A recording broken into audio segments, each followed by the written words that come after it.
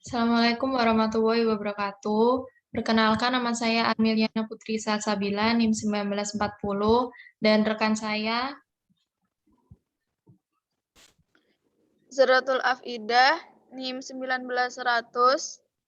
di sini kami akan menjelaskan tentang penyelesaian persamaan linier dengan menggunakan metode simplex.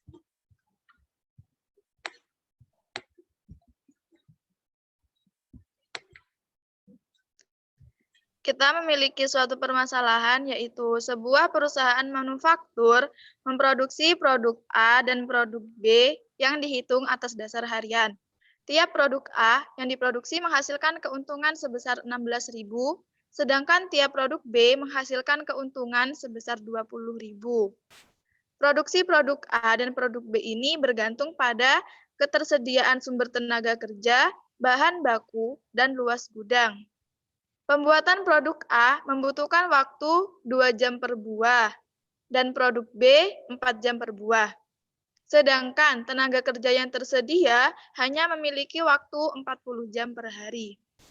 Jumlah bahan baku yang tersedia sebanyak 216 kg, sementara produk A dan produk B masing-masing membutuhkan bahan baku sebanyak 18 kg. Setiap produk A memerlukan lahan produksi seluas 24 meter persegi dan produk B seluas 12 meter persegi. Akan tetapi, perusahaan hanya memiliki lahan produksi seluas 240 meter persegi. Jika perusahaan menginginkan keuntungan maksimum, maka berapa banyak produk A dan produk B yang harus diproduksi perharinya? Nah, dari soal cerita tadi, dari permasalahan tadi, kita buat persamaan linier. Caranya pertama kita definisikan dulu, kita pakai variabel X1 sama X2. X1 sama dengan jumlah produk A yang akan diproduksi. X2 jumlah produk B yang akan diproduksi. Nah, karena tadi di soal itu disuruh memaksimalkan, jadi keuntungan maksimalnya kita simpulkan sebagai Z. Z sama dengan 16.000 X1 plus 20.000 X2. Jadi keuntungan yang tadi X1-nya produk A itu keuntungannya harus 16.000 X1, terus keuntungan dari produk B per buahnya itu 20.000. Terus kita ketahui pula fungsi kendala atau batasannya, ada 2x1 plus 4x2 kurang dari sama dengan 40. Ini merupakan fungsi kendala dari tenaga kerja. Terus 18x1 plus 18x2 kurang dari sama dengan 216. Itu fungsi kendala dari bahan baku. Terus 24x1 plus 12x2 kurang dari sama dengan 240. Itu merupakan fungsi kendala luas lahan. Nah, X1 dan X2 harus lebih besar sama dengan 0. Terus, untuk metode simplex, langkah pertamanya itu mengubah bentuk kanonik ini menjadi bentuk baku. Caranya dengan menambahkan fungsi slang. Pertama kita punya persamaan Z 16.000 X1 plus 20.000 X2. Kita tambahkan dengan variabel slang. Karena kita maunya memaksimalkan itu, fungsinya persamaannya harus sama dengan yang dimisalkan di sini. Jadi harus koefisien dari slang 1, slang 2, dan slang 3 itu koefisiennya harus 0. Jadi Z sama dengan 16.000 X1 plus 20.000 X2 plus 0 S1 plus 0 S2 plus 0 S3. Fungsi kendala atau batasannya, ya yang tadi itu kenapa sampai S3? Karena persamaan kita punya 3 persamaan. Persamaannya ada 3 persamaan. Jadi fungsi kendala yang pertama kita tambahkan dengan S1, fungsi kendala yang kedua kita tambahkan S2, dan fungsi kendala yang ketiga ditambahkan S3. Jadi syaratnya juga bertambah X1, X2, S1, S2, S3 harus lebih besar sama dengan 0. Langkah selanjutnya yaitu membuat tabel simplex berdasarkan persamaan sebelumnya. Tabel simplex itu berisi koefisien basis atau CB, basis, koefisien dari Z atau CJ, variabel-variabel, nilai RHS, rasio, dan ZJ min CJ. Di sini kita punya basis 3, yaitu S1, S2, dan S3, yang mana semua koefisiennya itu 0, sehingga di CB-nya 0. Untuk berdasarkan persamaan Z, kita memiliki koefisien dari X1 itu ada 16.000, X2 20.000, S1, S2, S3 koefisiennya 0.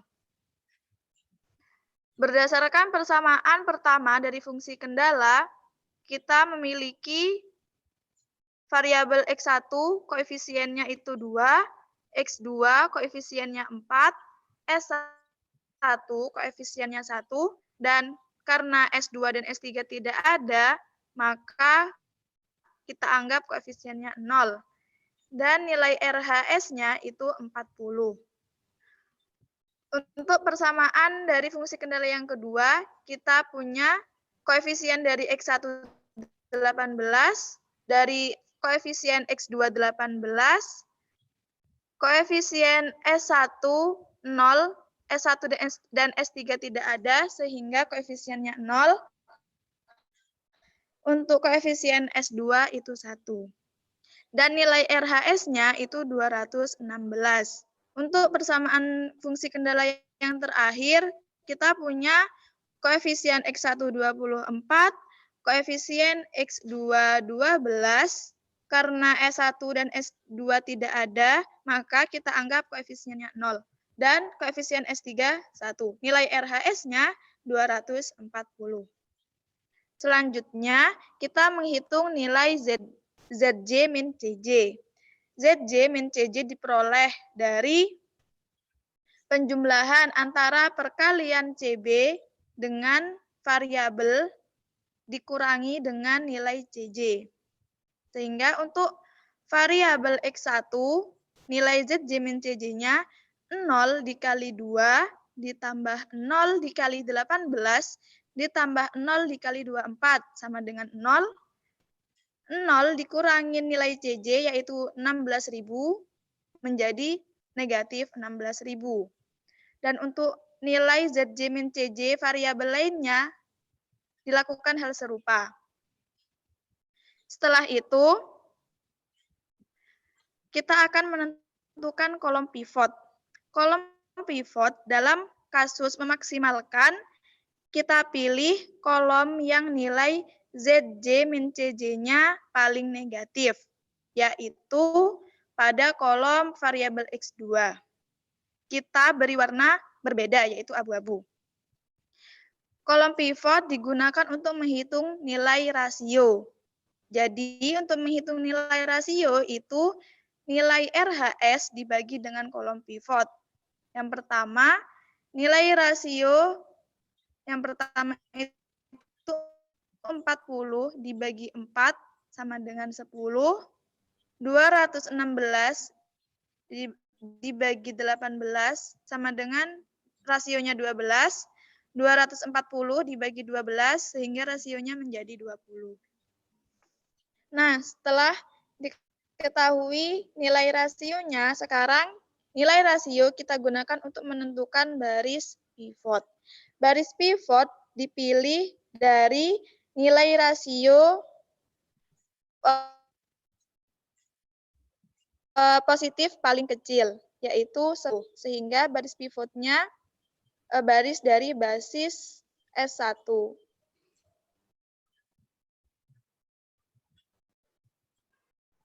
Kemudian karena di sini kolom pivot dan baris pivotnya, kolom pivotnya X2 dan baris pivotnya itu di basis S1, maka kita tukar. Jadi S1 ini bukan ditukar, diganti, S1 diganti X2. Jadi S1 diganti X2, maka yang X2 nanti harus nilainya sama dengan 100. Caranya gimana?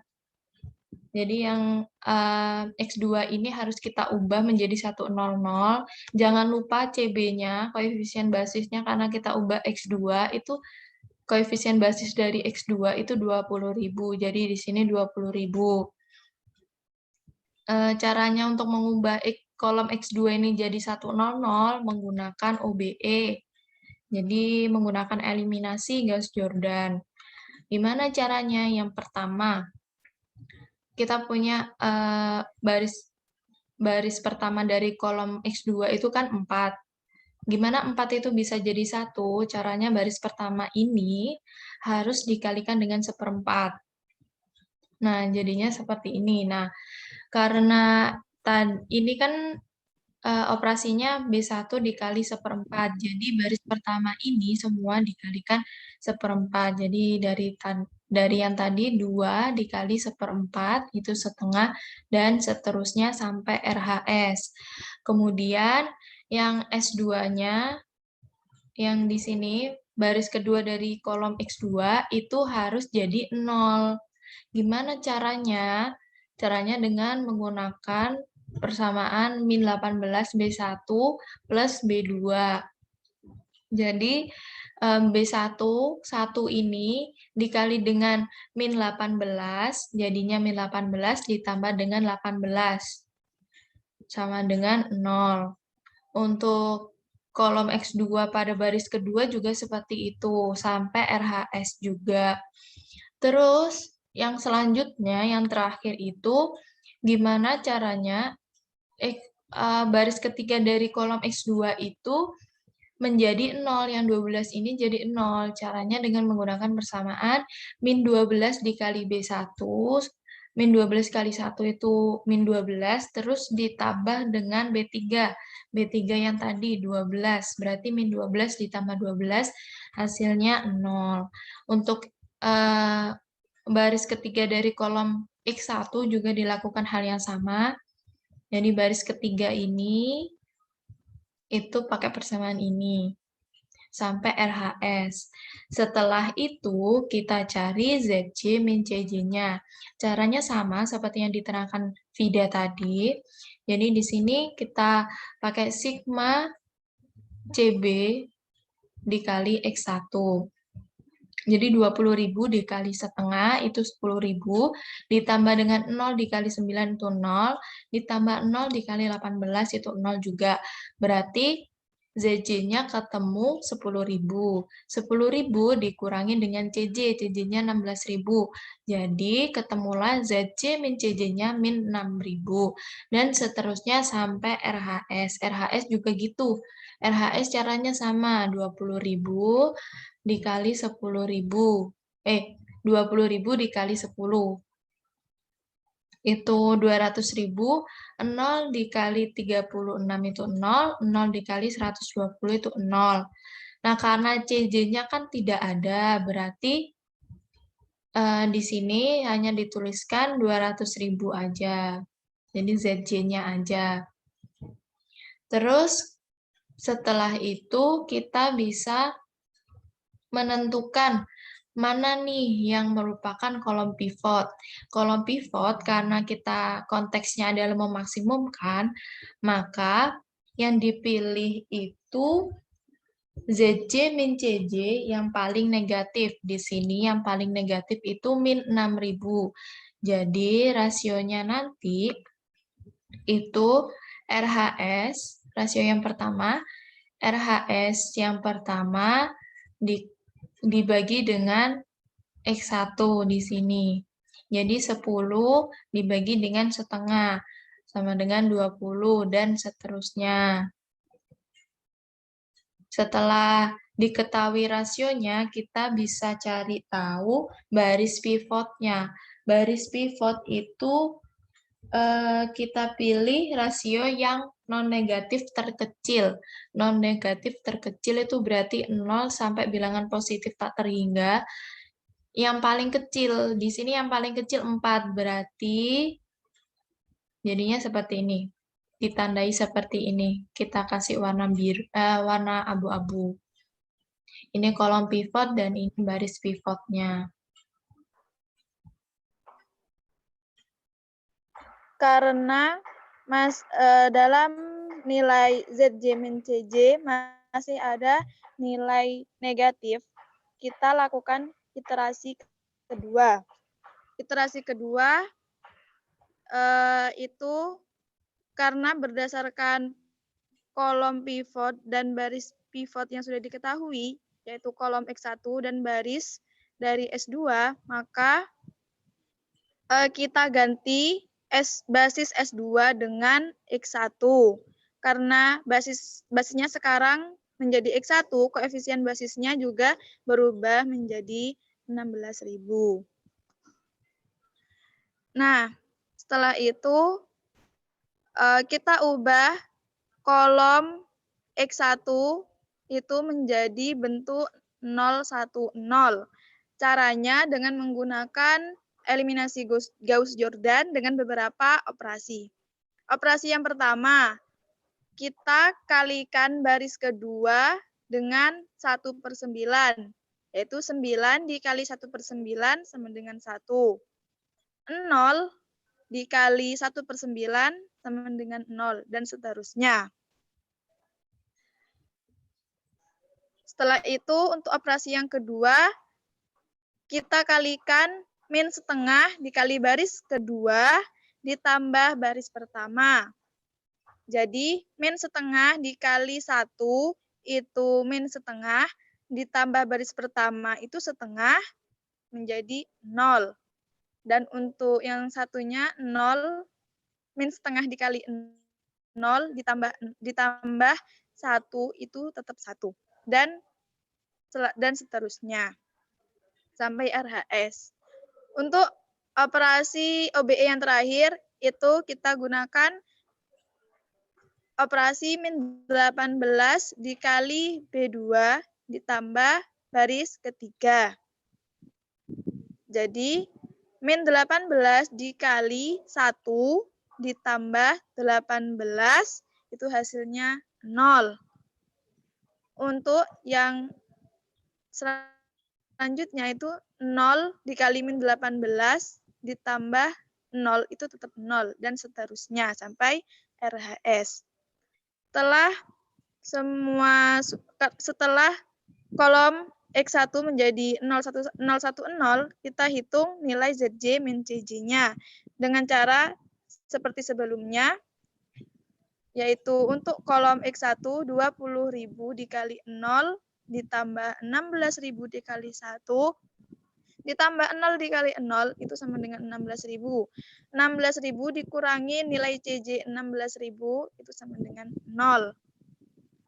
Untuk nilai ZJ min CJ dari variabel yang lain juga sama. Sekarang untuk nilai RHS, kita kalikan koefisien basis 20.000 dikali 8 ditambah 16.000 dikali 4 dikali 48. Itu hasilnya 224.000. Nah, karena nilai ZJ min CJ tidak ada yang negatif, maka iterasi berakhir.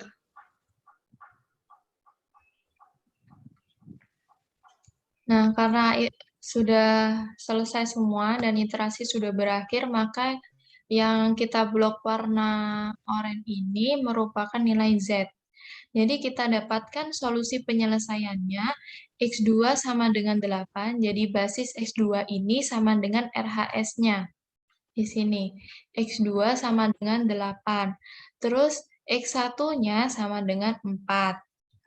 Terus S3-nya sama dengan 48.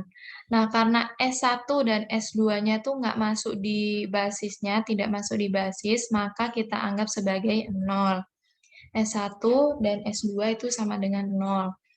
Terus Z-nya kita masukkan lagi, persamaan yang di awal tadi kan 16X1 ditambah 20.000 X2 ditambah 0 S1 ditambah 0 S2 ditambah 0 S3 itu sama dengan 2 224.000. Kita hitung secara manual, boleh pakai Excel juga. Kita masukkan nilai X1-nya dan X2-nya, ketemulah 224.000 dan sesuai dengan tabel di atas. Jadi, perusahaan akan mendapatkan keuntungan maksimal sejumlah 224.000 dengan memproduksi sebanyak 4 produk A. Produk A tadi kan kita misalkan X1, jadi produk A itu yang ini, X1 sama dengan 4, jadi memproduksi sebanyak 4 produk A dan X2-nya 8 produk B dalam waktu sehari. Sekian dari kelompok kami, semoga bermanfaat. Terima kasih. Mohon maaf apabila ada kesalahan kata. Wassalamualaikum warahmatullahi wabarakatuh.